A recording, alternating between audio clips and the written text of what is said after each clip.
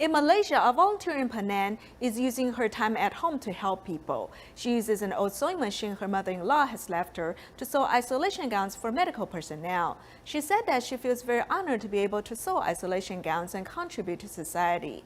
Let's meet this dedicated volunteer.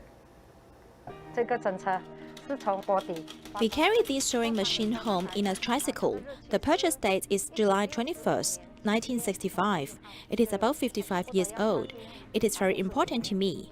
During the epidemic time, it is even more important because I can help sew the isolation gowns and contribute to society. So I'm very grateful to my mother-in-law for leaving this good sewing machine to me. I will protect it well.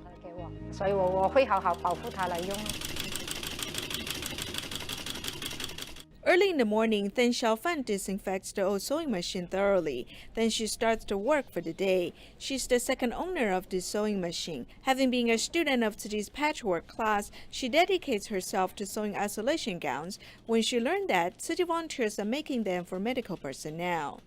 Sewing the isolation gowns is different from sewing other things. When I sew other things, the opening had to be small and we had to pay attention to the appearance. The isolation gowns need to be protective, so we have to be very mindful. While sewing this, I'm very careful. I pasted a piece of paper here for a purpose. I pasted it here so I would know the distance between the fabric and the needle. Then our fabric is placed along this line. We will sew it along the line, so it is very even. During the epidemic time, the sewing machine has become a machine that helps medical personnel save lives. Then Xiaofan is able to fulfill her wish of helping the medical staff. When I used this sewing machine in the past, I was just doing something to pass the time. I sewed something I wanted. I never imagined that I can use this to do something meaningful. I feel very honored to be able to sew isolation gowns.